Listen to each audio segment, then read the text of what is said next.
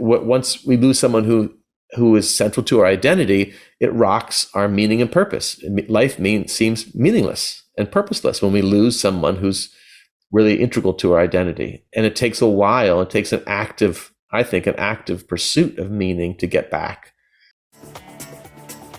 Hi, I'm Brilliant, your host for this show.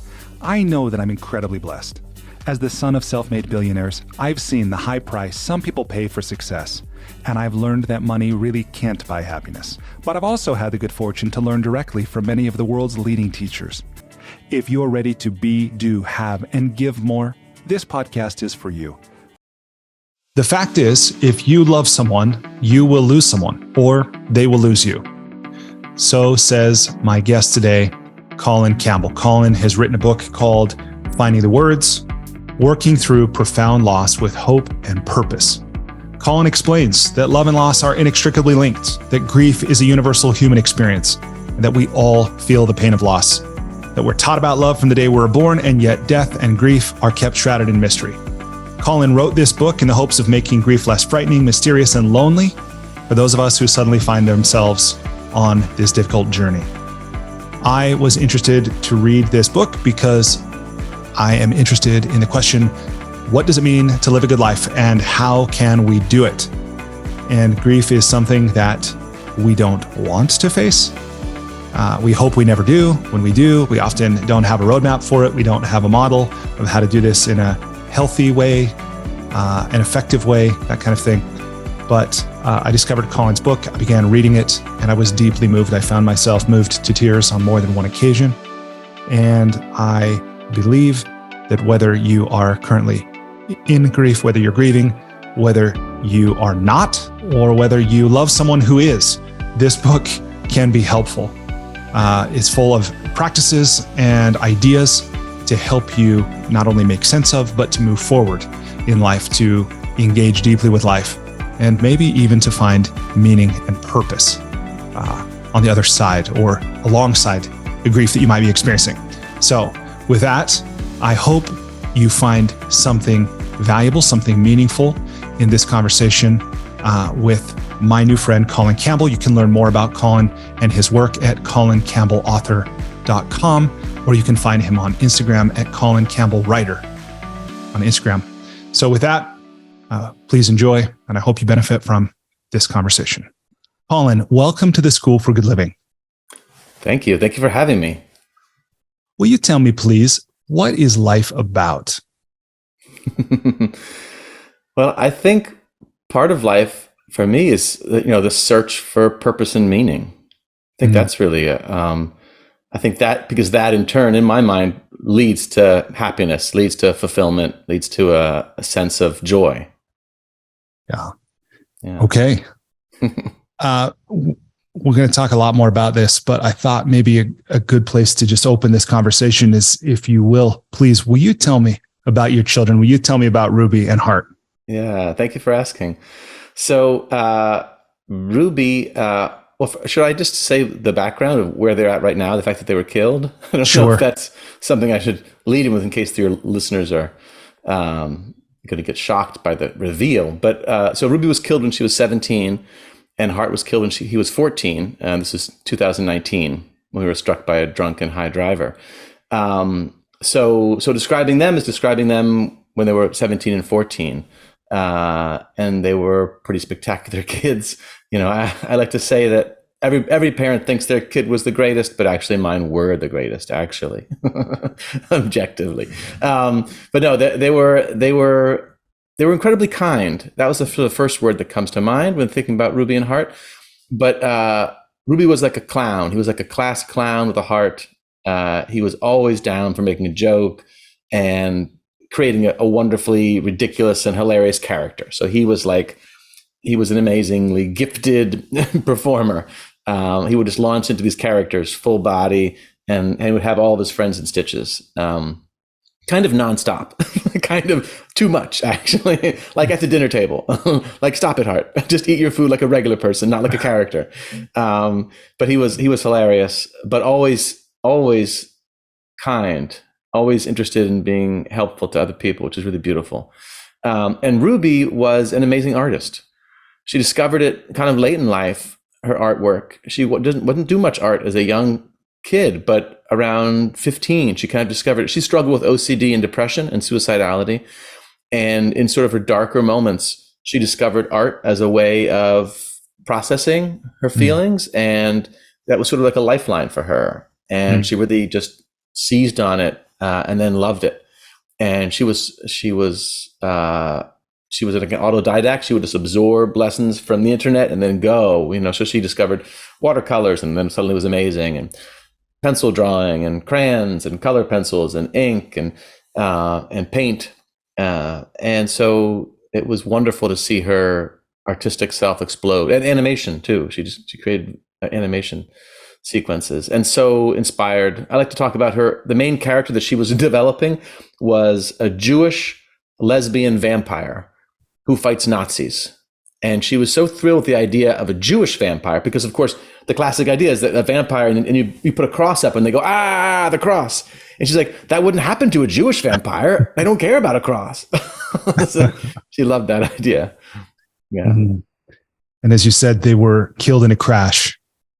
You were in the vehicle, and your wife, Gail, as I understand. Yes. We were both in the front seat. Yeah. What happened? We were going to Joshua Tree. And for those of you who don't know, we live in Los Angeles, and Joshua Tree is a very sweet little town in the high desert, about 2.5 hours east of Los Angeles. And it's right next to Joshua Tree National Park, which is this enormous, it's about the size of Rhode Island, the size of this park. It's enormous and spectacular with amazing rock formations. So fun to just scramble up. And we had been scrambling up them for years and years, all four of us. We loved it. And that's what we said, let's scramble up these rocks. And we just climbed these amazing rocks.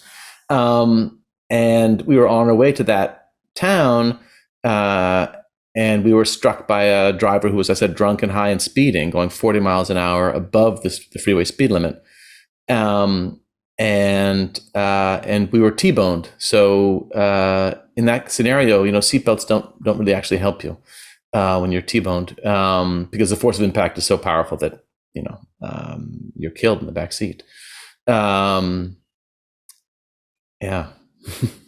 And as you mentioned, so you've written a book where you share very honestly, very rawly of your experience of that night and the subsequent journey of grief. This book, Finding the Words, Working Through Profound Loss with Hope and Purpose.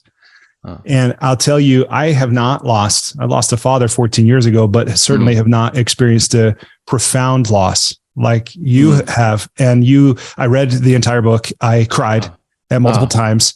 I'm grateful to you for writing it. And thank you. There's so many distinctions and actions and practices and rituals and so forth, but I'm getting maybe a little ahead of myself there. I'm wondering if maybe we can start with this idea of profound loss. So I thought your explanation of what that is very powerful, but will you tell me, please, what is profound loss? Yeah. Thank you for pointing that out, because I think a lot of people, I reacted to your statement, you lost your father, but it's not a profound loss. And I was going to jump right in and say, well, wait a minute, it could be.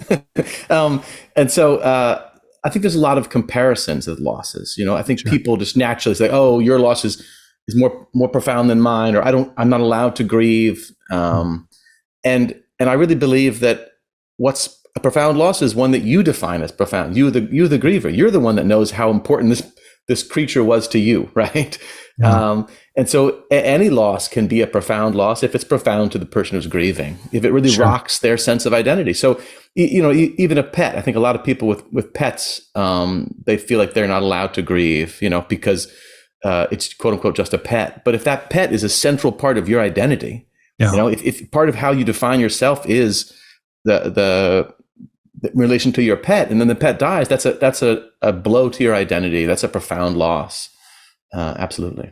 Yeah, that idea. And I think I'm so fascinated, as a coach, one who trains coaches, one who receives coaching, that identity to me is one of these things that we often live without really thinking a lot about. It's almost like the skin, right? It's there. It keeps everything in. We couldn't live without it, but we don't think about it until it's been somehow traumatized or violated or whatever. And this distinction of profound loss is something that causes us to like reorganize, to have to reorganize our identity. Yeah. That's pretty remarkable. Oh, thank you. And so I'm grateful to you for explaining that. But let me ask more broadly, who did you write this for? And what did you hope it would do for them? Yeah. I think I wrote it for a couple of different groups of people to varying degrees. So I think I started writing it for myself. I started writing it so I could just process my own loss. It was so overwhelming and so confusing. And that when I started to write about it, it helped me organize my thoughts about it and helped me to literally be allowed to live alongside it in a different way. But I also very much wrote it for other people in grief who were struggling with specifically how to find community in grief, but also just in general struggling with grief. I found that it was in a lot of grief group circles, and many times people in the circle would say things like, "Oh, you're going to lose most of your friends and family to grief because they're going to abandon you." And it was it was so prevalent. So many people said that. And it was so shocking to me and my wife, Gail, the idea of losing our community on top of Ruby and Hart seemed like a heartbreak beyond our broken hearts. And we could see that these other people in grief were really struggling with that. It was really embittering and isolating. And Gail and I thought to ourselves, well, we don't want to lose our friends and family also. We need them. My God, we need them to help us. And maybe because we have a theater backgrounds or we're just, I don't know, comfortable reaching out to people, but we found ourselves proactively reaching out to our community in a very specific way to help them help us. Yeah. And a sort of a light bulb went off in my mind thinking this could be something that I could give to other people in grieving who maybe were struggling with isolation, where we're struggling with ways in which they could find the words to express their own grief and also their own grief needs. Hence the title, Find the Words. It's actually about the griever finding their own words, not people comforting grievers. So that was another reason why I wrote the book. And then finally, I also wrote it because I felt like as a culture, the messages that I received from the larger culture about grief felt so wrong and off to me now that I'm a griever. I had such so many misconceptions about grief. To my mind, I thought that grief was, you go away all by yourself in a corner, feeling really, really sad. And then after some certain amount of time passes, you're fixed and you come back to society. And suddenly I realized that's not at all. That's actually the opposite because you don't go away and get better. Don't need to be, but it helps to get better in community. Yeah. In order to process my grief, I felt the need to discuss it with friends and family. And so that idea that maybe we could upend some cultural misconceptions about grief also animated my desire to write the book. What are some of the other misconceptions? What are some of the other things that we either get wrong or we just don't understand about grief and the grieving process? Yeah. Well, I think one important thing is that people who are, faced with the challenge of helping other people who are in grief, I think there's the thought of like, what can I say to these people that's going to comfort them, that's going to take away their pain, right? How am I going to make them feel better? And it feels like such an overwhelming thing. What words can I say to fix this? But actually, that's not what grievers need from their community. They don't need to be fixed. They don't need their pain taken away. They need their pain to be accompanied. They need to be in community with people who are willing to stay with them in their grief and loss and allow them to feel and express their pain, not get it taken away. Yeah, that's one of the points in the book where I cried. I was so deeply moved is what you shared about, and I know you mentioned the doctor's name, but after the crash, when it was clear your children had died, there was it sounded like you and Gail had a very powerful experience with this very empathetic doctor. Will you share that? Yeah, absolutely. So this is the first hours after the car crash that killed Ruby and Hart, and so we're in shock and almost unable to process what's happening to us right in the moment.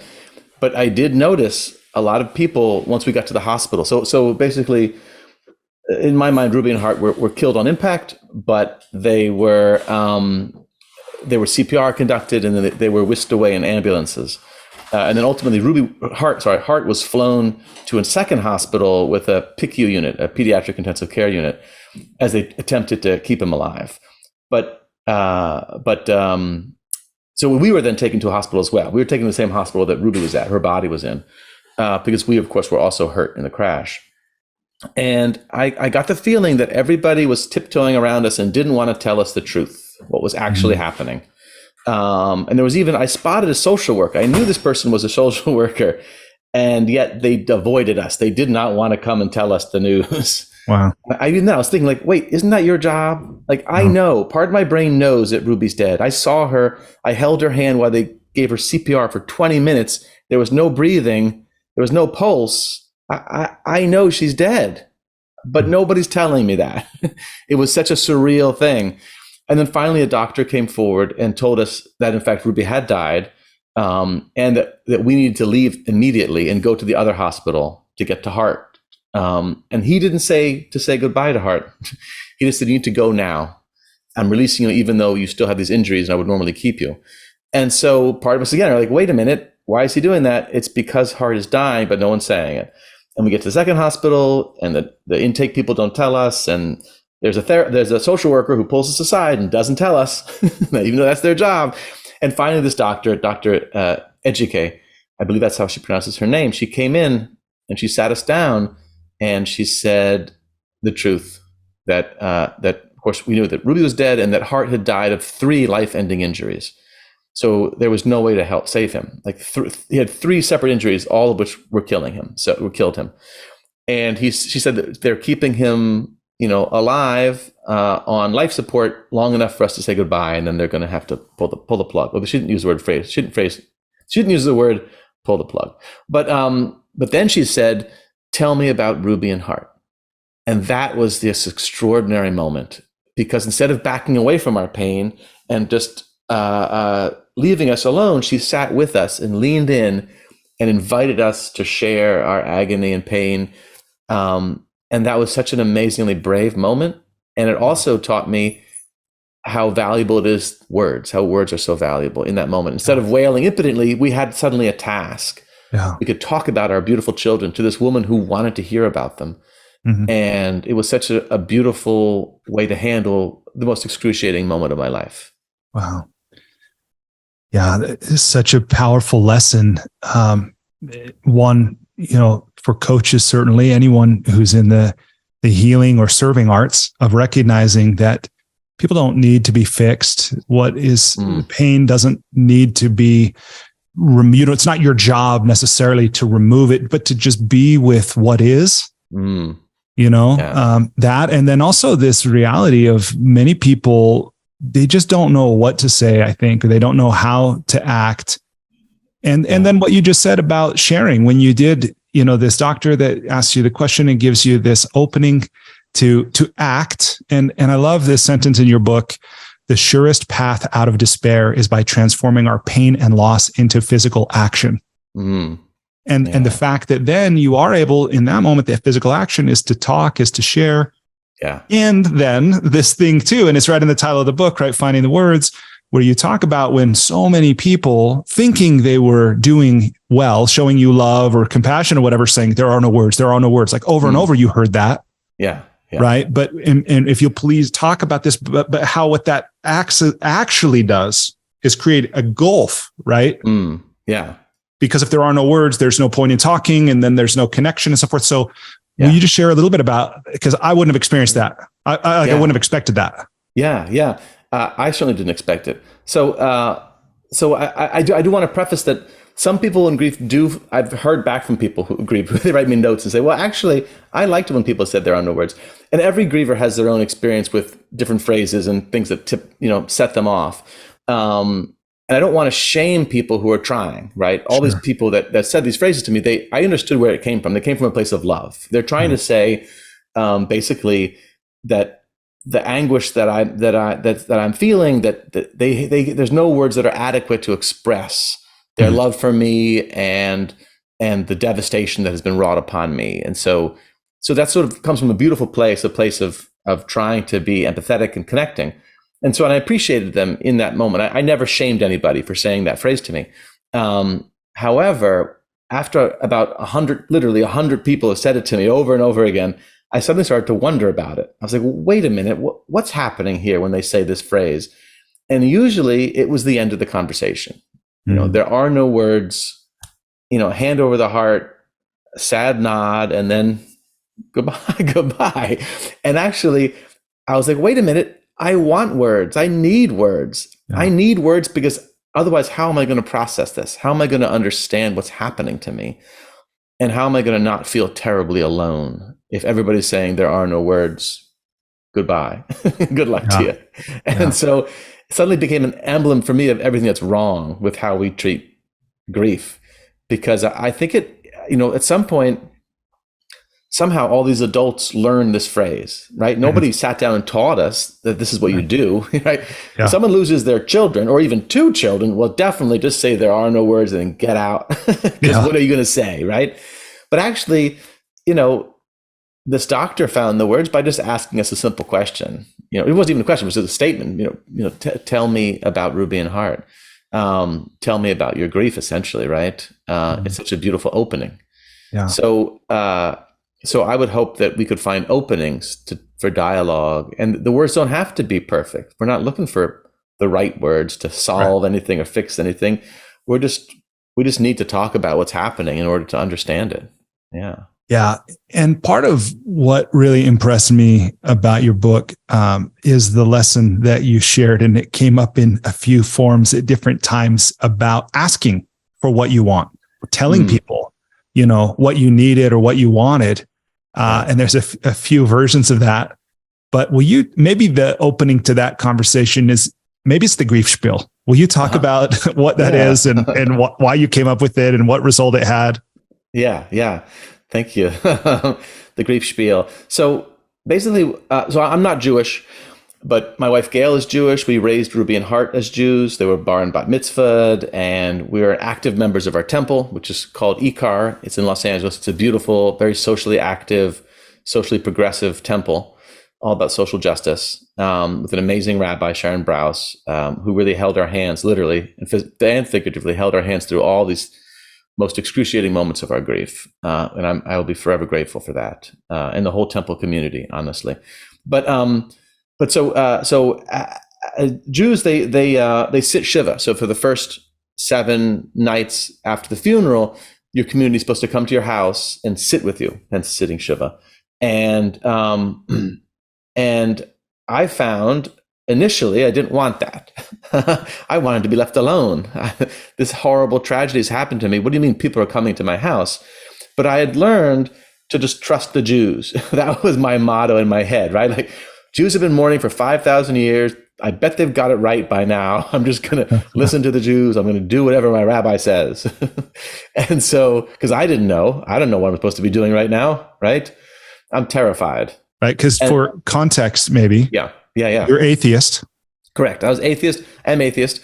I was raised by atheists, and we had no cultural traditions surrounding mourning or grieving in my household. I say that we're grief averse. Is how I describe my family. We kind of just avoid it. It's not something we lean into. But now suddenly I needed to lean into it. I couldn't compartmentalize this, right? I had to deal with it. And so what I discovered from Shiva was I loved having people come to my house ultimately because, well, maybe love is the wrong word, but it felt so helpful because my rabbi, Sharon, would turn to us and say, do you want to say anything to all these people, all these friends and family who've gathered here? And suddenly Gail and I discovered, why, yes, we do. In fact, we do want to say all sorts of things. We want to talk about our grief, what's happening to us, and also about Ruby and Hart. We wanted to tell Ruby and Hart stories. And then we discovered that they wanted to tell Ruby and Hart stories. So we would invite them to come up. And so Ruby and Hart's friends would come up in groups of 2 or 3 or 4, and they would talk to this entire assembled crowd of 150 people about Ruby and Hart. It was so beautiful. It was so meaningful for all of us. And that set off a light bulb in my brain about talking about grief is helpful. Being in community is helpful. And then Shiva ended, and then friends would come to our house, and suddenly they wouldn't know what to say. Yeah. The structure of Shiva was gone, and suddenly people would come in, and they would be afraid to say hi. They'd be afraid to mention Ruby and Heart's names because they were scared they might trigger us, might cause us more pain. Because sure enough, if they said Ruby and Heart, I might tear up, I might cry. Yeah. But that's not a bad thing because I'm grieving their deaths. So Gail and I just developed this spiel, this grief spiel. We'd pull people aside one at a time and tell them, here's the deal. We do need to talk about Ruby and Heart. We need to hear their names. We need you to tell us stories about Ruby and Heart and listen to us as we talk to you about our grief and pain, what we're feeling right now today, because it changes hour to hour.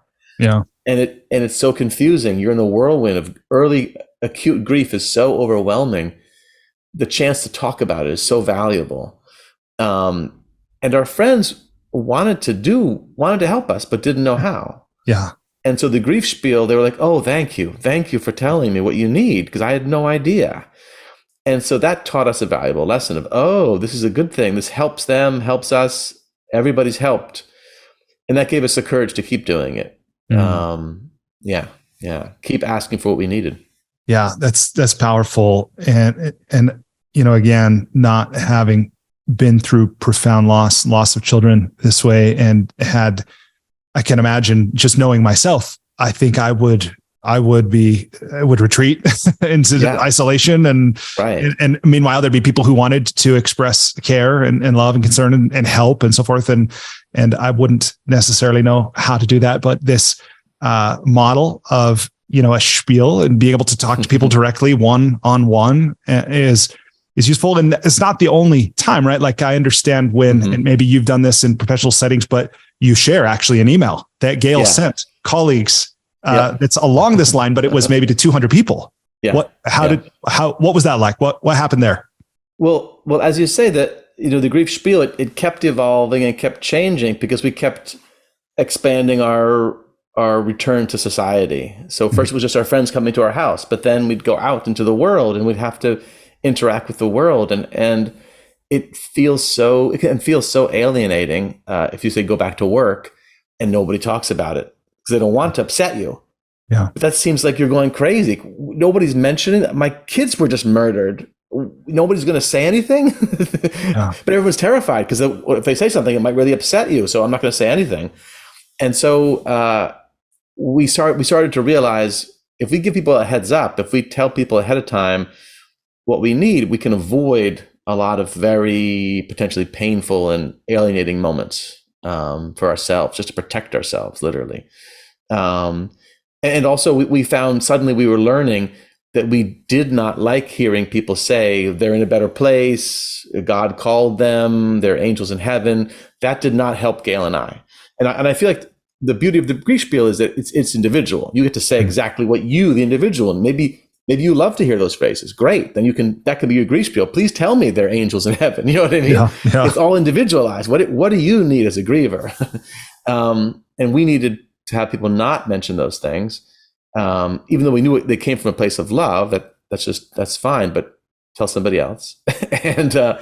And so we could put those in our spiels as well. But yeah, the idea is ultimately to take away that taboo, that feeling of like, oh, we better not talk about it, because the result is that it feels like there's this elephant in the room, this enormous elephant, and everybody feels awkward, and it doesn't feel good for anybody, to deny this terrible thing has happened.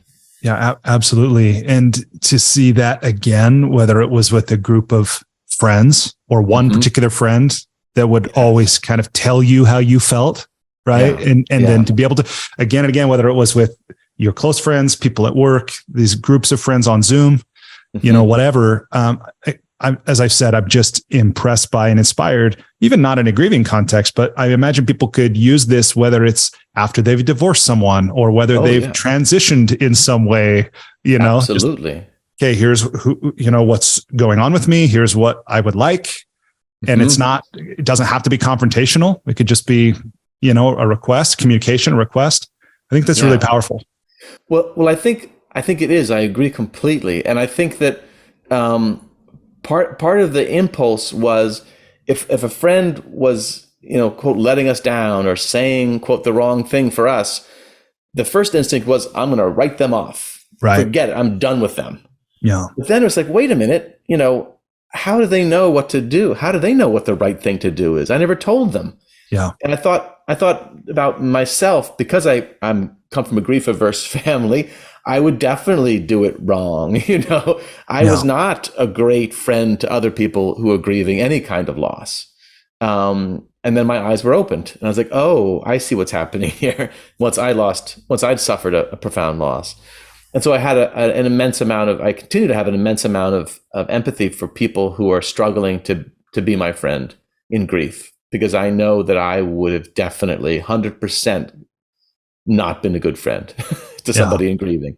So I find it still happens. In fact, just like a couple of weeks ago, I had lunch with a friend, and we had a real struggle in which they just didn't know how to reach out to me, and they were in a different coast. And suddenly it was like, let me tell you exactly what's happening here. And they were like, oh, I'm so sorry. I was trying to do this thing because I thought you wanted this. And I was like, no, actually, that's not helpful. This is helpful. And it was great. And suddenly it was just a wonderful connection. And I was like, I'm so grateful that I didn't write them off, Yeah. I'm so grateful to have this person still in my circle of friendship, because it would have been so easy to be like, forget them. They don't get it. They don't get grief. Yeah. That's great. You talking about action, right, as a way of dealing with processing grief. You write in the book that early on, like maybe immediately after you lost Ruby and Hart, that you made a decision just to say yes to every invitation, whether you felt like it or not, which you probably didn't feel like it, but you did it anyway. Tell me about that decision to say yes and how it played out. Yeah. So it was definitely an extreme thing. It might not be right for everybody, but it was right for me, because I really wanted to say no to everything. I wanted to curl up in a ball in my house and not interact with anybody. And in fact, the idea of making plans was so difficult, because it was like, someone wants to meet me tomorrow. How am I going to feel tomorrow? I don't know how I'm going to feel in an hour. Yeah. So I better say no, right? To protect myself, I better just say no to any kind of invitation, because I can't know how I'll feel. Mm-hmm. Because it seems so touch and go right now. But then I thought, well, actually, every time I do say yes and I do something with a friend, almost every time it's been helpful to me. Mm-hmm. And so I just developed the shorthand of just saying yes to everything. It was also very hard to make decisions, especially in early grief. I couldn't make, what do you want for lunch? I don't know. I don't want anything. I don't want to eat. You know what I mean? No. I can't make a decision. And so it helped me just to say yes, everything. Yes.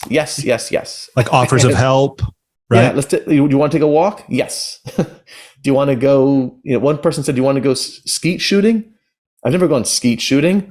I said, yes. I didn't even know quite what it was.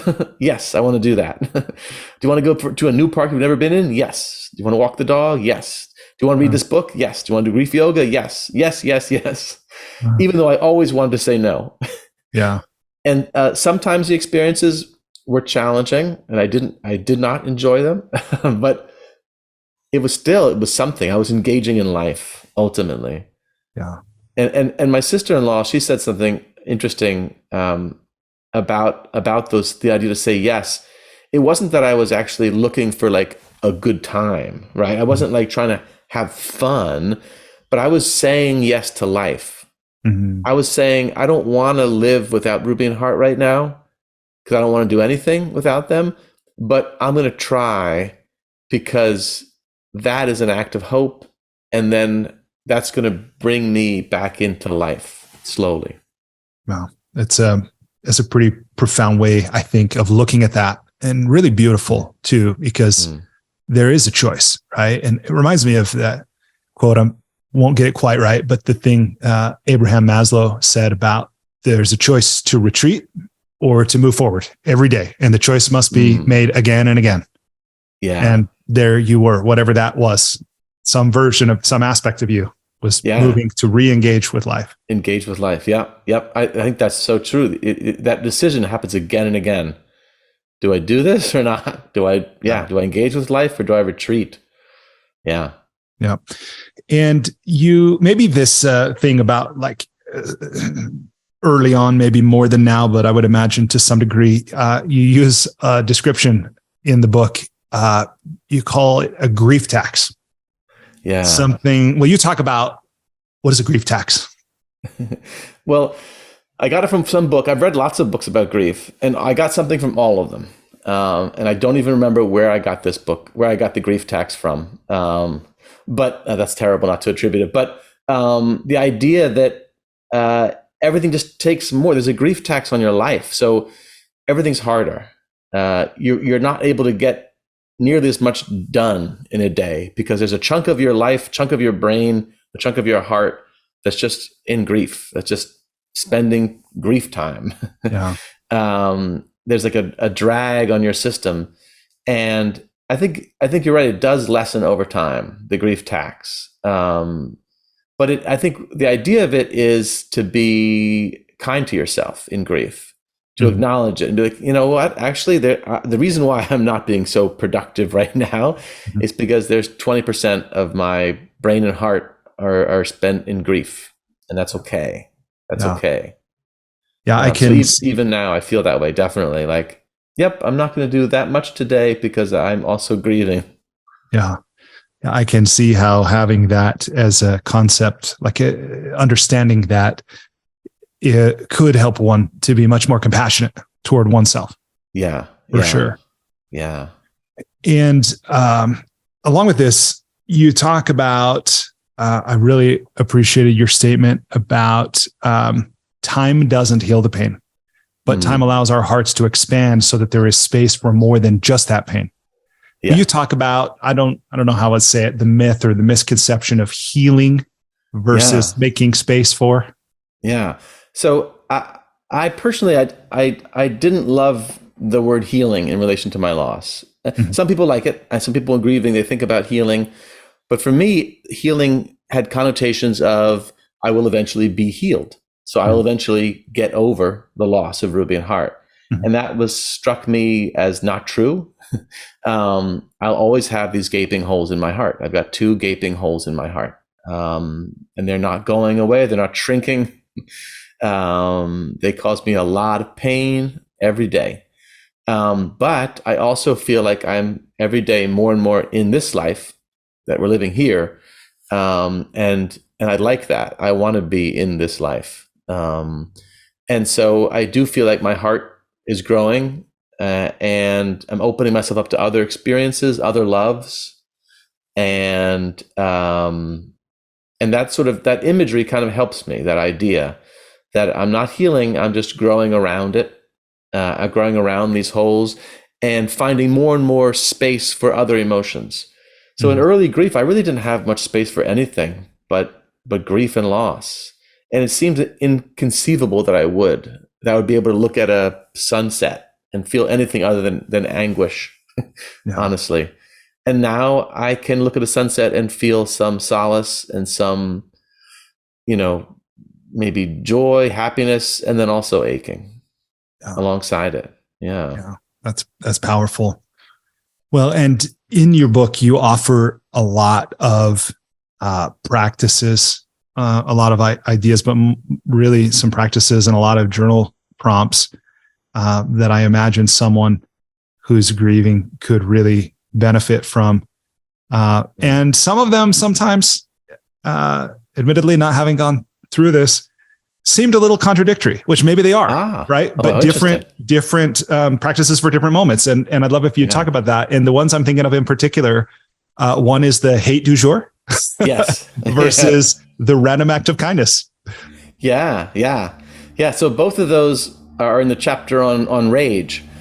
And I feel like I think I share with people who are grieving profound losses a lot of rage at the universe. I'd imagine it's a universal feeling. I don't know, but it seems pretty common to all the people that I've talked to that, something terrible has happened.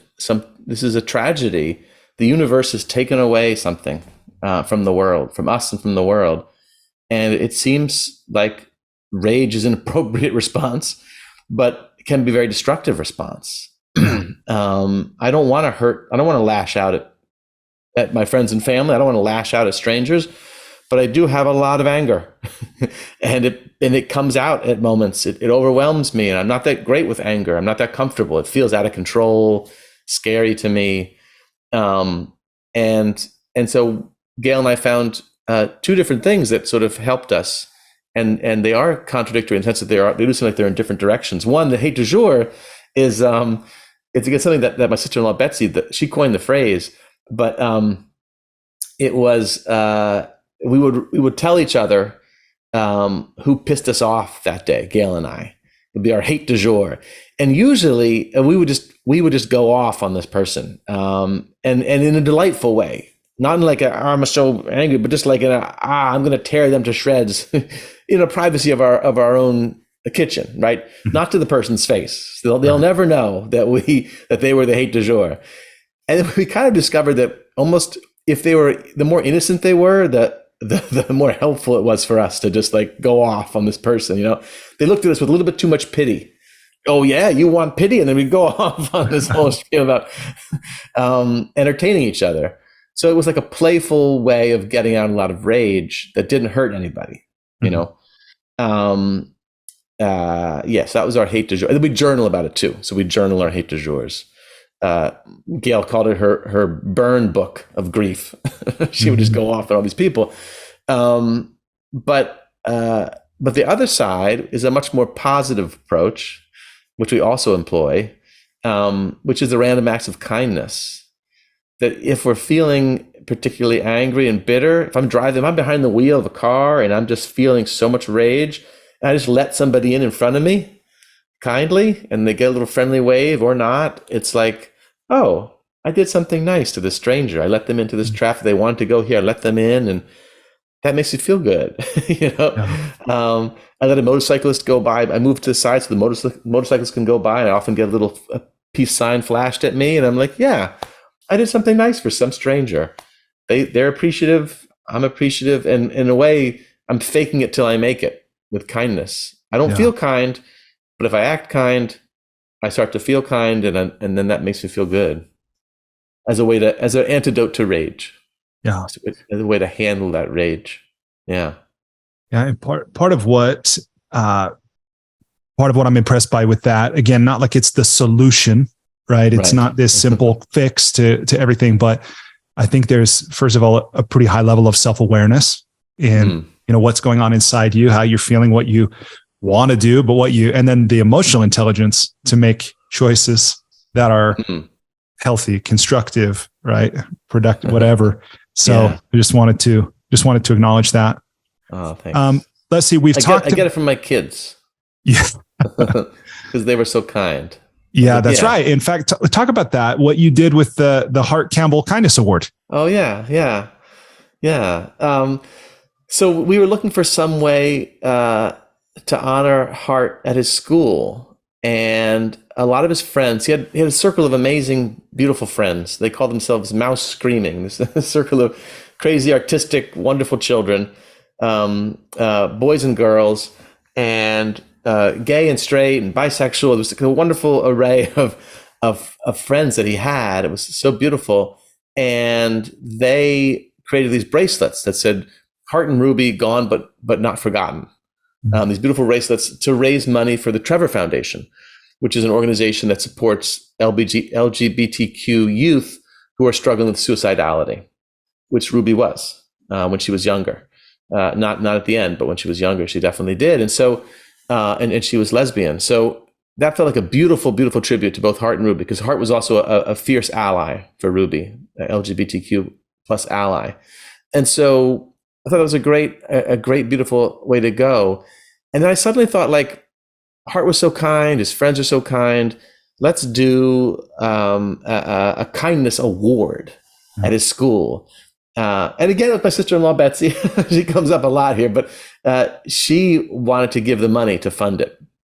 And it's a ridiculous story about how we came up to the money. I don't know if I have the time to discuss the ridiculous story about the $400. Sure. Yeah? Okay. Well, so what happened was, it was a tough time in our family because Ruby was struggling with suicidality, as I said, and Gail and I had to we briefly moved into an apartment on the West Side, to help be close to her, to getting her mental health help near UCLA, the clinic.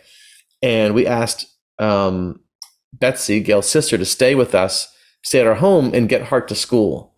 And Hart wasn't feeling well because, of course, he was grieving. His sister was struggling emotionally. It was really upsetting to him, and he didn't want to go to school. And so Betsy said, "I'll give you $400 if you go to school." Holy cow! Because she was panicked. She was like, "My one job is to get Hart to school. How can I let Gail and Colin down? I've got to get him to school." So she tried to bribe him, and he said no. He said, "No, I don't want $400. I don't feel well."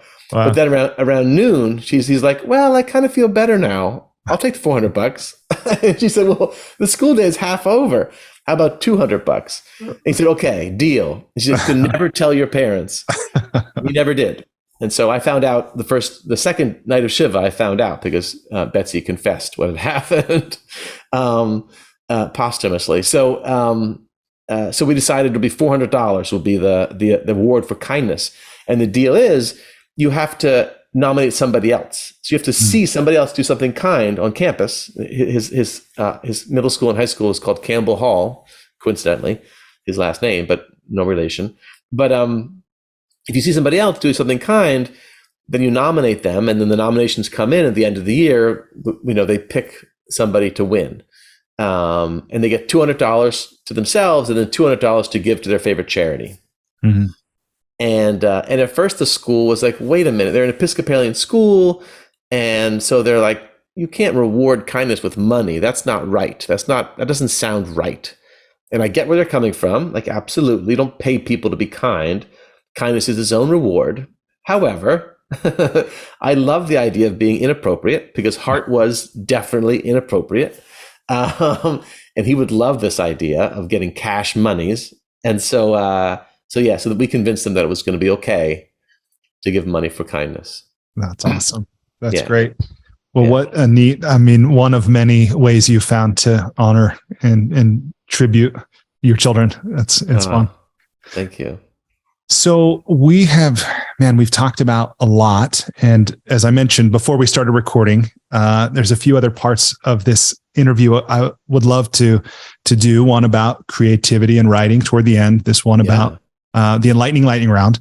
But before we transition to those, let me ask you, what haven't we talked about? Either anything that's in the book, maybe that's come up since the book, or that you didn't put in the book in the first place, that you think would be valuable for the listener, people watching, or just that you want to talk about?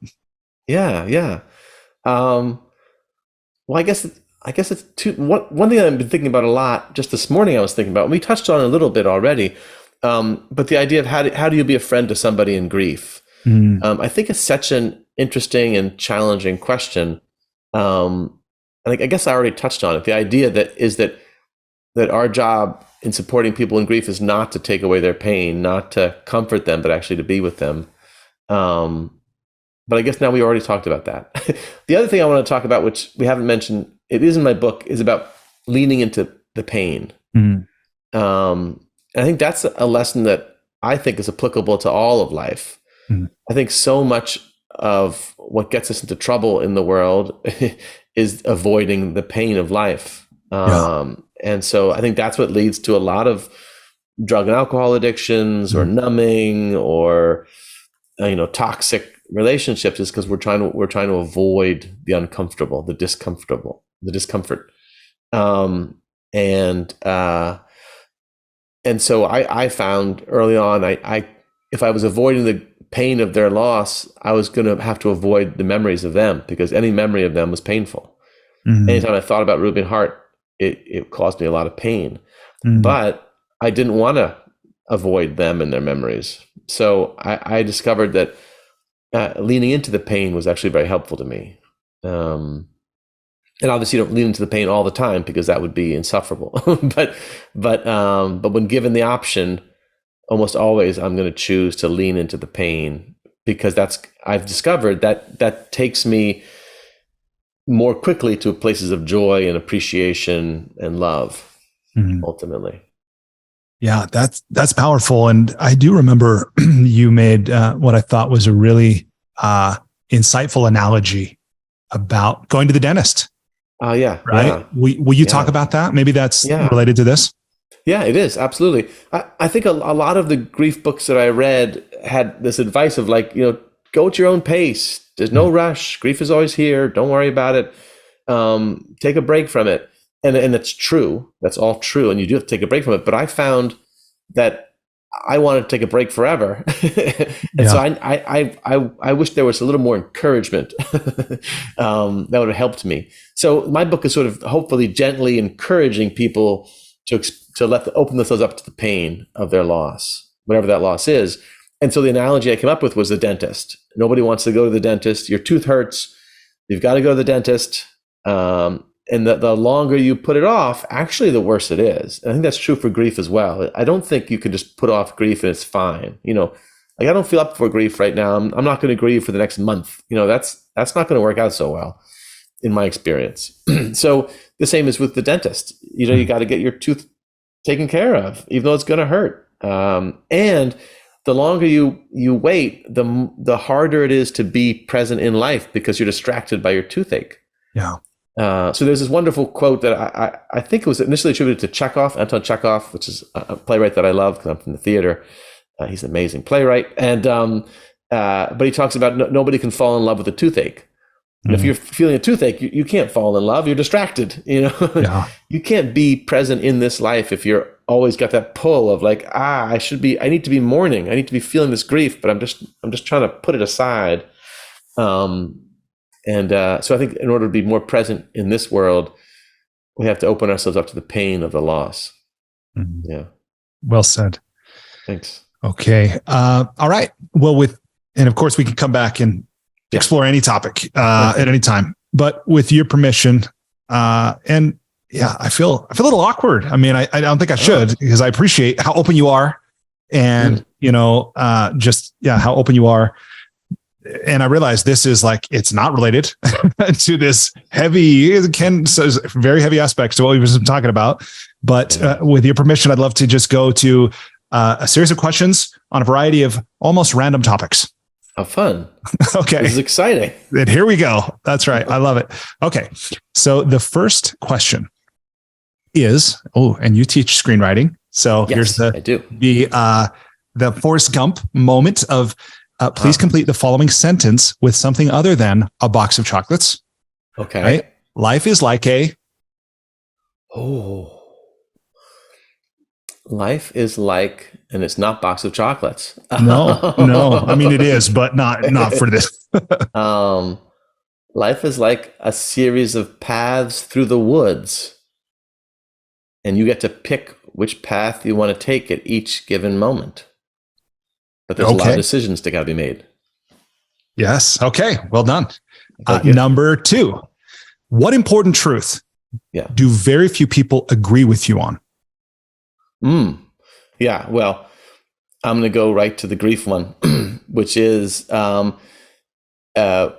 we all grieve in the same. We all avoid grief in our own individual ways, but we all grieve the same. Okay. Question number 3. If you were required every day for the rest of your life to wear a t-shirt with a slogan or phrase or saying or quote or quip on it, what would the shirt say? Choose love. Okay. Question number 4. What book other than your own have you gifted or recommended most often? I think it would be, can I do several books or no? Sure. Yeah, absolutely. And I would love if you would tag on somewhere in there. What are you currently reading? Yeah. Okay. So, so I've got like regular books and then grief books. That's why I'm thinking about it. So I recommended, Bearing the Unbearable, to all of my family. In fact, I bought them copies and mailed them to them early on in grief because it has such a strong message about leaning into grief, leaning into the pain of grief. So I recommended that to a lot of people. And the other grief book that I recommend a lot is It's Okay You're Not Okay, by Megan Devine. And the other one's by Joanna Cacciatore, Bearing the Unbearable. So those 2 are the grief books. And then Gabriel Garcia Marquez is the book I recommend. Well, not the book, sorry, the author. And so Love in the Time of Cholera, or Autumn of the Patriarch, or 100 Years of Solitude are the books I recommend the most. Awesome. Thank you. What are you currently reading? So 2 books. One I'm reading is, again, a grief book. I got 2. So I got the grief book side is Moving On Doesn't Mean Letting Go.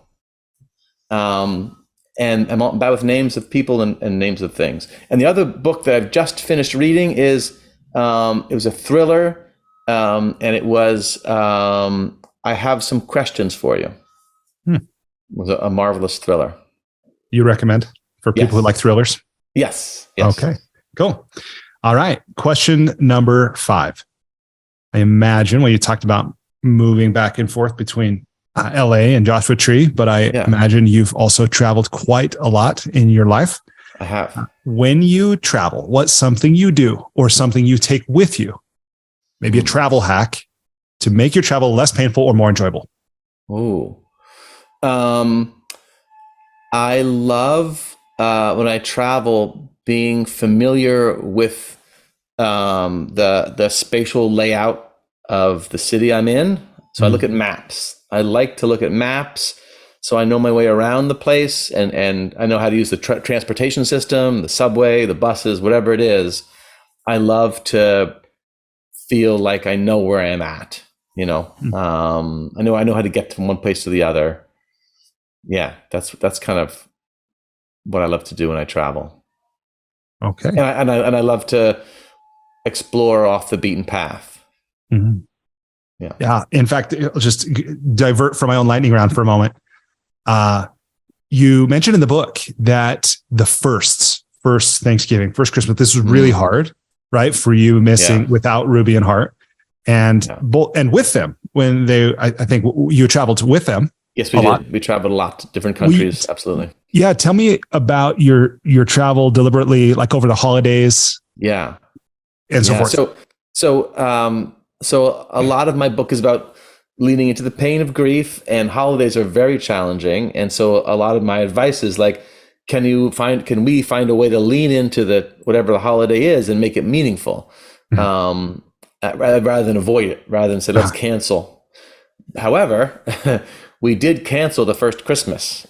Told my families we're not doing Christmas. And for my family, we celebrated Christmas. We're atheists, but Christmas is really a pagan holiday in its origins, with a tree, right? So don't tell the Christians. Don't tell the Christians. But at any rate, the magic tree with candles on it. But so we always, my family always loved Christmas, even though we're atheists.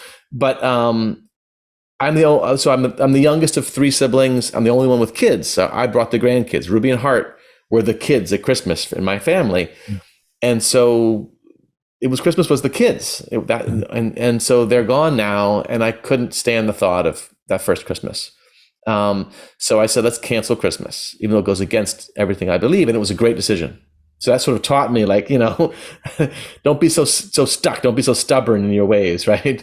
Yeah. I can get dogmatic, and it's like, wait a minute, it's okay to break your rules. So we escaped. Gail and I escaped to Italy, went to Rome, and we went to Naples, and we'd been to Rome with Ruby and Hart, and we'd taken them to all the different places in Rome. And so we went to Rome. We didn't escape our grief; it came with us. But we kind of escaped Christmas, however.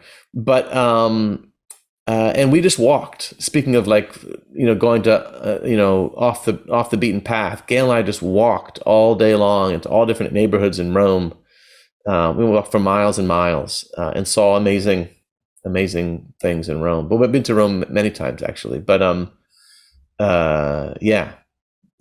was powerful. And we went to Pompeii. Yes, I said the town destroyed by Vesuvius. Pompeii. Thank you. We went to Pompeii and wandered around the ruins, and that felt right too. Yeah. And this is something, what you've just said reminded me, it was something that I appreciate about your book as well, is your honesty when you would say, look, I know I said this and I did this. Right. Even I'm not always consistent. And, you don't have to be either and so forth. Like, you were really honest about, this is not prescriptive advice that fits everybody all the time. And I'm the supreme authority. I was like, you were very, very real. Oh, thank you. Thank you. I was thinking about that actually today. The idea that I think my book was written in pretty fresh grief. I think a lot of grief books are written from a remove. Like, I lost somebody 10 years ago and here's my wisdom. And I think hopefully one of the pluses of this book is you kind of see me, a griever in acute grief, struggling along with you, because I'm just like in it. I'm feeling it and struggling and trying to live with grief. Yeah. And that came through for me, for sure. Oh, thanks. Okay. Next question. What's something you've started or stopped doing in order to live or age well? Oh. Ooh. Huh. I mean, exercise, that's kind of boring though, isn't it? I've kind of always exercised on and off, but I do think about it in terms of aging well. Now I'm 53 and I think about like, oh, I want to get healthy, stay healthy. And then I think I've started to feel less attached to the bad feelings of not being as successful as I wish I were. I think that's what I'm trying to do, trying to let go of those feelings of dissatisfaction with the things I can't change. Okay. Sounds good, right? I was going to say it sounds kind of Buddhist, but yeah. I think so. It's good. Okay. Question number 7. What's something you wish every American knew, or every United States citizen? Oh my God. But the first thing that popped up was institutional racism. The history, the history that people are trying to erase. The genocide of Native Americans and how leaning into the pain of our history ultimately, right? I think that the whole idea of leaning into the pain. There's ugliness. It doesn't mean that our country can't be beautiful, and powerful and meaningful, but if you erase the dark parts, the hard parts, that's not going to help. That's going to be the opposite. It's going to cripple us ultimately, make us unable to be beautiful. So I think I wish everybody knew more about the sordid side, so that we can be better. Yeah. Okay. And question number 8. What's the most important or useful thing you've learned about making relationships work? Talking honestly, I think. Yeah. About all the hard stuff. Not being afraid of the discomfort. Because everybody is. I am. Yeah. But if I'm able to talk about it, it always seems better, stronger. Okay. And question number 9. Aside from compound interest, what's the most important or useful thing you've learned about money? Aside from compound, I wasn't going to say compound interest, but that wasn't going to be on the top. What did I learn about money? I think that it's relative. That the value of it is what you can get for it, in terms of your own enjoyment or satisfaction. It's relative. So you could have a whole lot of money and it doesn't help you because you're spending it wrong, or you're thinking about it wrong, or you're feeling like, oh, you wish you had more of it so you could buy that other thing. when in fact the version that you can afford is pretty great. Yeah. If you can enjoy that version, that's pretty great. Yeah. Okay. Thank you.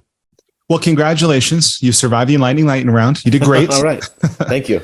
As a wrap up to that part of our interview here, speaking of money, I did want to mention a few things. I've made $100 donation on your behalf, Ruby's behalf, Hart's behalf, one to the Trevor Project. So I did that, and one to Mothers Against Drunk Driving. Oh, thank you. Yep. Thank you. And then Beautiful. I've made a Kiva loan, a micro loan, to a woman in Tanzania. Her name is Renata.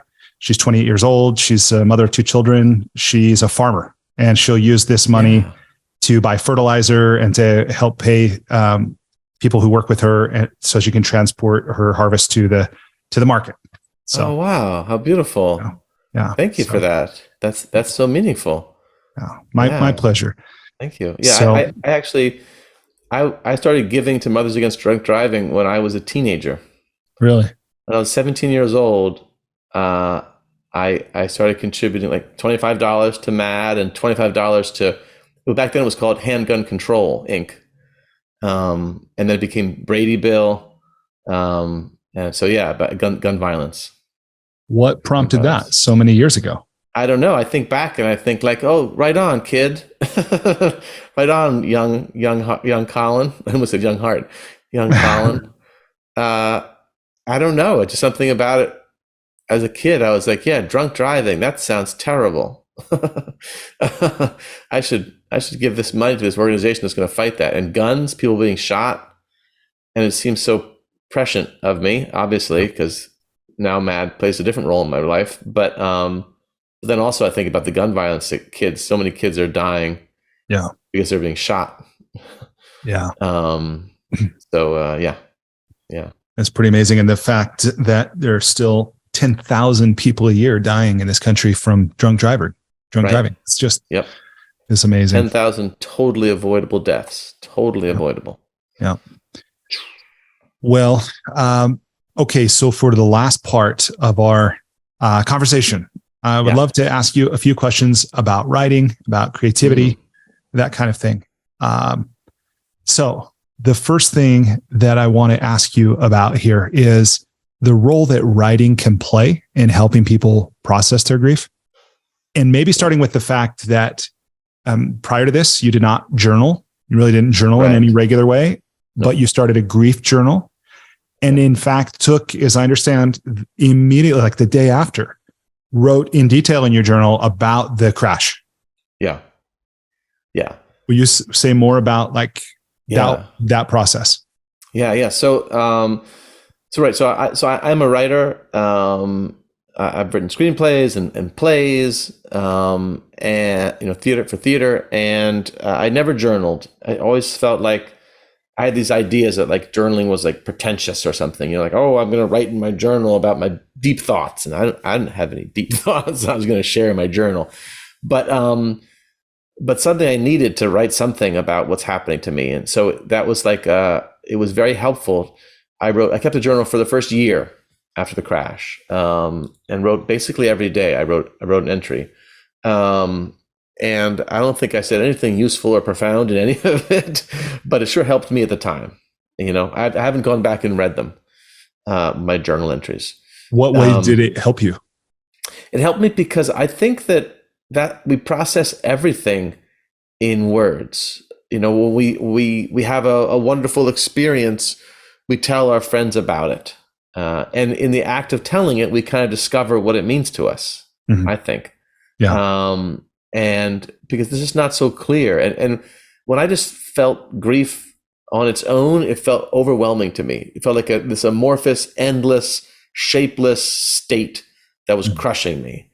But if I could write about it in specificity and just say what was happening to me in the moment, I felt like I could somehow get a handle on it. It shrunk it in my mind. It made it more bearable. So writing in the journal really helped me. And specifically the question you asked about the event of the crash, something inside my head knew that it would be horribly traumatizing to, it had the potential to be horribly traumatizing, this event. And if I could just write out exactly what I remembered the next day, what I remembered of that whole day leading up to the crash and then after the crash, and just got it out and put it on paper, or my computer, on a file. I'm just typing it, but I had it written out. I would be able to then relax about it and not have to revisit it for answers. I could, in a way, say I wrote it out and now it's done. And if my mind's going to go back to that crash night many, many times, and it sure did, but I don't have to linger there because I'm not searching for answers. I wrote everything I remember already. I'm not going to remember new things, and it helped me. It helped me not obsess about that night in a good way. And I know another friend who did a very similar thing. Her son overdosed, and she wrote it all out the day leading up to and after her son's overdose, and she also felt like I did that, and now I don't have to play it over and over and over. Yeah. It reminds me, a few years ago, I read a book you probably read or maybe come across, the Bessel van der Kolk's The Body Keeps the Score. Yes. And I think there's a part in there where he talks about research that's been done on children who've had traumatic experiences, who draw it and share it. And their act of expressing it seems to mitigate its impact on them in later times. That's pretty remarkable. And I think it was that book that talked about, that was found to be true with survivors of 9/11 as well. People who talked about it, or people who somehow find a creative expression to just articulate what their experience had been, versus people who didn't. The big thing that I got from that book, very similar, is the example of taking action. So he talks about this couple that are in this horrific car crash, multiple car crash, where they witness other people dying, and their car is smashed and destroyed, and the husband is able to get out of the car, and the wife is pinioned behind and stuck. And she had so much more PTSD symptoms than the husband. And the book sort of posits the idea that the husband was able to take action. He could do something. He didn't save anyone's life, but he got to move. He got to do something with it, and she was stuck. And that really stuck with me, that idea of, can we take action? Which is similar to what you're saying. Like, if 9/11 happens and if you can express it, if you can write it, draw it, you've done something. And if you're just like, you're going to feel more of a victim, I think. Yeah, I think so. Yeah. Well, and along those lines, I want to ask you about how you chose to structure the book, both from the chapter organization standpoint, but also each chapter, how you thought of it as you were creating it. Will you tell me the story behind how you settled on the structure that you ended up with? Yeah. Well, so I have to confess, I first wrote, what happened was after the crash, I was journaling, but I also started writing a solo show, a one-person show about grief. And I was developing that for several months. And so 5 months after the crash, I'd finished it, this whole play. And then the pandemic struck, and all the theaters shut down. So I couldn't perform it because I'm a theater person. So I thought I would perform this solo show. And then we were all the whole world was in lockdown, and I started writing the book. And I wrote the whole book. I wrote a whole solid, full-length book. And I sent it to my sister-in-law, Betsy Lerner, who was a very established writer and agent and also editor. And she said, well, she was very supportive, but she's like, the tone of this piece is pretty aggressive. Do you realize how many times you use the word you, for example? She was trying to be delicate, but I looked at it and I was like, oh my God. I was just like yelling at the reader, you better do this, you better do that. I was like, oh my God, this is terrible. This is a terrible, terrible book. And she said, what you really need to do is change the tone and write it as a book proposal, which means you do annotated chapters, and you send 2 full chapters and a bunch of annotated chapters and as a pitch. And I did that. And she was quite surprised that I was able to change the tone so completely. Because I think a lot of writers get stuck in their tone, but I was horrified by my tone. I was like, oh, this is totally not helpful. I'm trying to be helpful, and it's not. So I changed the tone completely. And and that initial book, the structure was actually, I think initially it was month by month. It was like the first year of grief and all the insights month by month, but it was kind of cheated a little bit because, I was trying to organize it by theme and month at the same time. I was working a little too hard to try and make it make sense. And so then I let go of the whole month by month structure and decided I wanted to structure it around what I call are the sort of major issues that I encountered in grieving. So, denial, rage, fear, pain, holidays, and then meaning and purpose as a structure, an idea for the last chapter. And the structure within each chapter, I don't know what my structure was. I don't know. I just wrote it. I guess that's a terrible answer. No, well, it did end up as, I believe, with every chapter having both actions and prompts. Yes, and a ritual. Ritual, right. Right. So starting with chapter 3, when I introduced the idea of ritual, I would then include a ritual. And those rituals they were kind of, in the book, they are chronological for the most part. So that was the last retention of the chronology idea. So the first ritual is the first ritual that we did, and then each chapter is almost, I think, is in basically the correct chronological order for the most part. But yes, right. So that structure, yes, thank you. So I talk about a central issue, and then I talk about a ritual that I think kind of helped with that specific issue. Or at least was interacting with it in some way, and then journal prompts, and then and actions people can take. Going along with what we talked about, van der Kolk's idea that if you can take action, that helps you feel more like you are an active, empowered person in your grief. Yeah, you're doing it. You're doing something, whatever that thing is. Doesn't really matter, but you're taking action. Yeah, it's empowering. Well, and you mentioned at one point in the book on when you're talking about despair, that you almost decided to end the book with despair, but ultimately you didn't. Will you talk about that? Yeah. Well, I read a lot of some of the grief books that were so optimistic. They were so like, this is pretty easy. It's a pretty rosy view. And I was like, this doesn't feel too rosy to me. I'm in it. And it feels not true, and I'm not going to ever be healed or solved, and I'm going to still be rocked with despair. I don't want to end with a positive, meaning and purpose, and that's the end of it. Like the idea that there are stages in grief, which I could talk about at length, but basically it was a kind of a misunderstanding of the idea of stages of grief, and that you progress from one to the next, and then you get to meaning and purpose, or acceptance, and then meaning and purpose, and you're done. That's not how grief works. But and so initially I was like, I'm going to end it with despair, to really like tell the reader what the truth, But then I was like, well, wait a minute, that's not really the final word. That's not what we're striving for.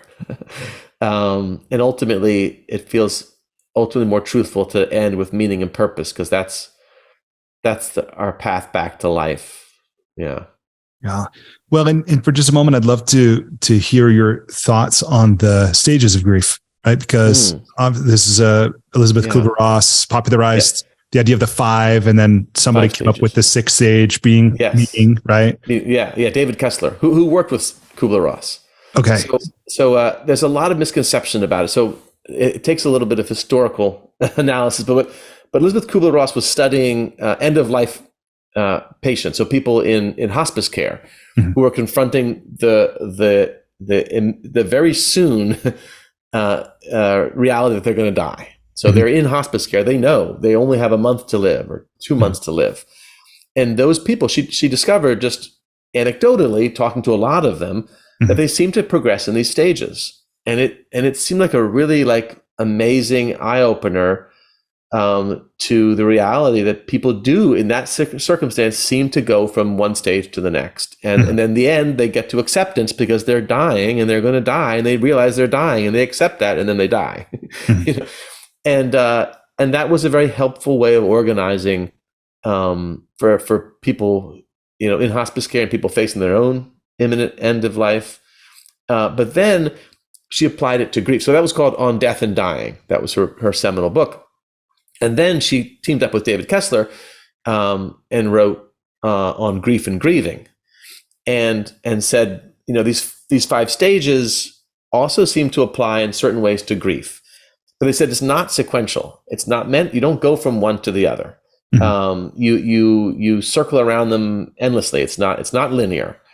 But they use the word stages, and people get that confused in their head, because stages seems to imply you go from one to the next, and then you're done. Like you're in denial, and then you go to anger, and you're done with denial, and now you're just in anger, and then you go to I forget what the next one is, but that's not how it works at all. And so I do regret that they used the word stages, because it has continued to confuse people. Mm-hmm. But the idea that we have these feelings is, I think, very true to me. I definitely have denial and, as I said, rage, and David Kessler has written, his book is about the 6th stage, meaning and purpose, and I think that's very true. That's part of grief as well. Yeah. We have to, once we lose someone who is central to our identity, it rocks our meaning and purpose. Life seems meaningless and purposeless when we lose someone who's really integral to our identity. And it takes a while. It takes an active pursuit of meaning to get back. Yeah. So I'm a fan of his book. I'm a fan of Elizabeth Kubler-Ross, but I think that's been misunderstood. And they even say there aren't stages that you progress from, and it's not linear, but it's still, people have misinterpreted that. Right. That's the kind of soundbite. It's understandable when you hear that yes. It's stages, that's how you think of it. Right. And incidentally, on this topic of these stages, you write something about acceptance that I appreciate you explaining, where you say, or you write, I used to imagine that acceptance implied a sense of feeling okay about whatever it was I was accepting. But using the term acceptance in relation to my catastrophic loss does not mean I am okay with it. It means I am no longer actively denying its reality. Yeah. Yeah. And I think that's exactly what you talked about earlier, right? About however we word it, leaning into it, engaging, that's the whole process of engaging, which is not actively denying. You're no longer actively denying its reality. Yeah. Yeah. It's very hard for me to accept that Ruby and Hart are gone forever. It is really hard. Even now, it's almost 4 years since the crash. It's 3.5, something, 3.75. And it's still hard for me to believe it. They're gone forever? Really? I don't understand, but I do, yeah. I buried them, but, and I don't want to be in denial. I don't want to engage in the fantasy that they're still here. That seems like a scary place to be, and an unreal place to be. Yeah. And I think it takes work. It takes work to accept the reality of loss. It's hard. Yeah. Yeah. Well, just a few more questions related to writing and creativity here to bring us back to this. I'm curious, did you have, or what was your working title as you were developing this book? The working title was Teach Grief. Teach Grief. Teach Grief. Yeah. Mm. And the idea was, that was the first book that was a little too aggressive. But it was like, I felt like we needed to educate America, certainly. I don't know if the whole world, but certainly America, about grief. Because it felt to me like people were misunderstanding it, thinking that we should just leave grieving people alone until they fix themselves. That's a taboo subject, that we don't talk about it. We don't say the names of the dead. We just sort of try and move on, get over it. And so I really thought that, this is sort of a mission. If we can teach people the realities of grief, it's going to make the grieving process so much better for everybody. Mm-hmm. So that was the working title. All right. And in terms of actually getting the book drafted, getting it drafted, getting it published, what habits and routines supported you? What did you use to get it done? I'm really amazed when I ask this question. It's not clearly worded in this case, but I find truly there are people who only write when inspiration strikes. And then there are people for whom inspiration strikes every morning at 9 a.m. Right. But some people are morning, they're early birds. Other people are night owls, like this and that. But what did you find with this book? And then I would expand it to just say generally, when you're in a creative project, what habits and routines do you use to help you get your work from an idea to a finished product? Yeah, that's a great question. I think my routine is I say fast and sloppy, but but whenever I have the time. So I do not wait for inspiration to strike. Whenever I find the time. So it's a rough story, but we started to foster to adopt a teen girl, and I mentioned that in the book. And so I would pick her up from school, and then I'd pull into the parking lot of a park, and she would go out and hang out with her friends in the park, and I would sit in the car and write. I'd be typing on my computer, and oftentimes it was really hot in the car. I was parked in the sun, and the sun was coming in, and I'm just sitting in the back seat, and I'm just trying to type this. It's just like squeezing it in, because then I had to pick her up from the park and then drive her back home and make dinner, and it was so a lot of the book was written literally in the parking lot of a random park in Azusa. Wow. At 45 minutes from my home. And it wasn't ideal, but that's where most of it was written, I think, or a fair portion of it. And ultimately that teenage girl decided she did not want to be adopted. And I talk about that in the book as another loss for Gail and I to mourn. We were so invested in the thought of we're going to be parents again. We're going to honor Ruby and Hart by staying parents and helping this teen and building a family together. And ultimately, she was not ready to be in a loving home. She wanted to be ignored. She didn't want parents. She'd never really been parented her whole life. Her whole life was a life of trauma. That's the tough story of many of these youth who are in foster cares, because their home life was so dysfunctional, abusive, neglectful, that they never really were parented. And so it's hard to get her to open up and be vulnerable to it. And so now actually Gail and I are fostering to adopt 2 new kids. Wow. A brother and sister. They've lived with us now for 5 months. How's that going? It's going well. It's going better. I think they are more invested in the idea of being a family. And that's beautiful, but I don't know. Yeah. It's still being written. Yeah, exactly. And a lot of it's I got do your homework. It's a lot of parenting that, it's not like Easy Street. It's not like, I don't know, the fantasy. It's it's hard work parenting kids who, again, also have not been parented too much. No one's made them do homework like this before. Wow. but I have high hopes. I think it's going well, honestly. Yeah. Right on. Yeah. All right. Okay. Well, I think I would, maybe my last question here in the writing portion of the interview is what advice or encouragement do you leave anybody watching or listening to this who are in one of 2 places? They either have harbored the desire, they've dreamed of writing a book for a long time, but they actually haven't begun, or maybe they are in the messy middle of the creative process. They've got an idea, they've been working on it, but they maybe don't know what to do next, or they're feeling stuck somehow. What would you say what advice would you give to somebody to help them get their own book done and out into the world? Yeah. Well, I forgot to say the second part of the fast and sloppy, which is then revise. But that's my advice. People are stuck. Write it. Don't wait for inspiration. Don't wait for the perfect sentence, the perfect paragraph. Write the crappy paragraph. Write the crappy chapter. That's great, because then you can revise and make it better. It's so much easier to work with something that you've already written the rough draft of and then make it better. The blank page, and you're just waiting for the perfect words, that they're not going to come unless you're, some kind of amazing genius. I think everybody writes terrible first drafts. And the writers are people who go ahead and write that terrible first draft.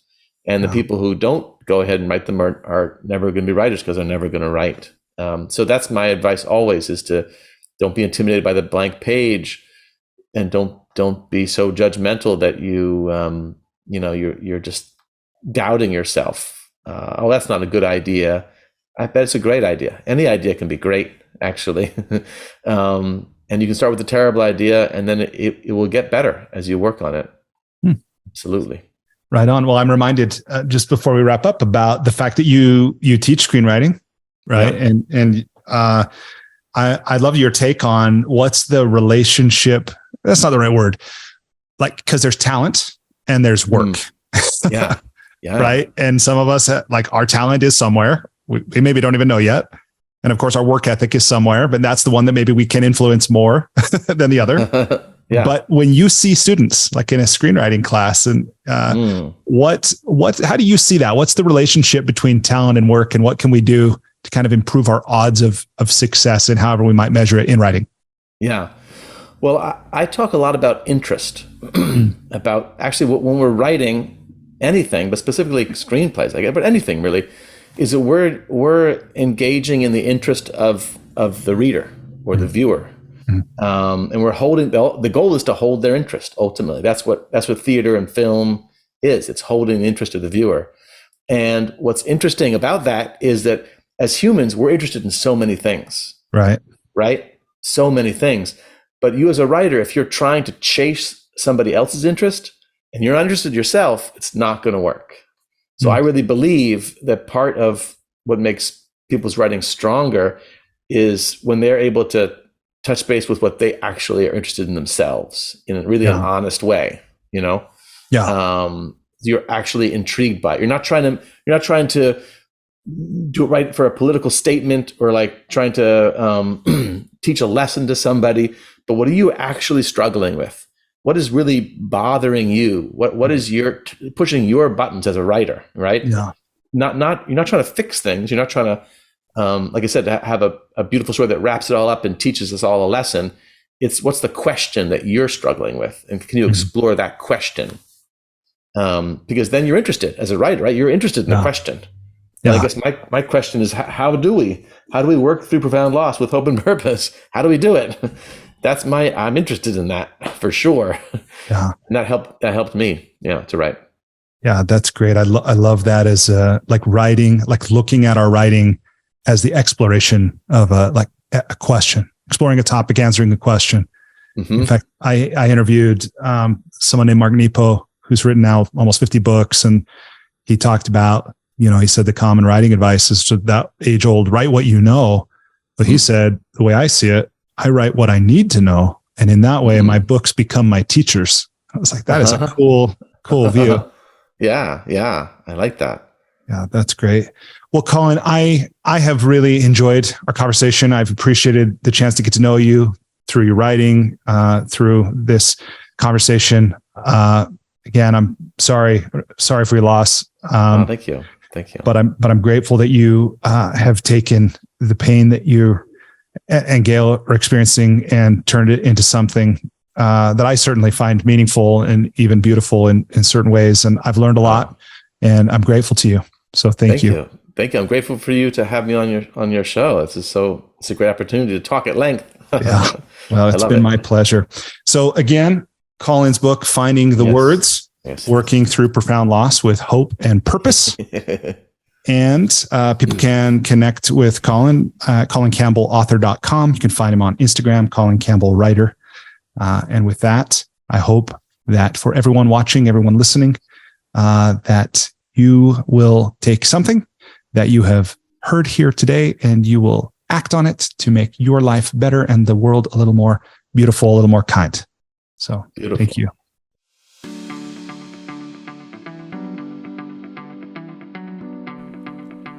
Hey, thanks so much for listening to this episode of the School for Good Living podcast. Before you take off, I just want to extend an invitation to you. Despite living in an age where we have more comforts and conveniences than ever before, life still isn't working for many people. Whether it's here in the developed world where we deal with depression, anxiety, loneliness, addiction, divorce, unfulfilling jobs or relationships that don't work, or in the developing world where so many people still don't have access to basic things like clean water or sanitation or healthcare or education, or they live in conflict zones, there are a lot of people on this planet that life isn't working very well for. If you're one of those people, or even if your life is working, but you have the sense that it could work better, consider signing up for the School for Good Living's transformational coaching program. It's something I've designed to help you navigate the transitions that we all go through. Whether you've just graduated, or you've gone through a divorce, or you've gotten married, headed into retirement, starting a business, been married for a long time, whatever. No matter where you are in life, this 9-month program will give you the opportunity to go deep in every area of your life, to explore life's big questions, to create answers for yourself in a community of other growth-minded individuals. And it can help you get clarity and be accountable to realize more of your unrealized potential. It can also help you find and maintain motivation. In short, it's designed to help you live with greater health, happiness, and meaning so that you can be, do, have, and give more. Visit goodliving.com to learn more or to sign up today.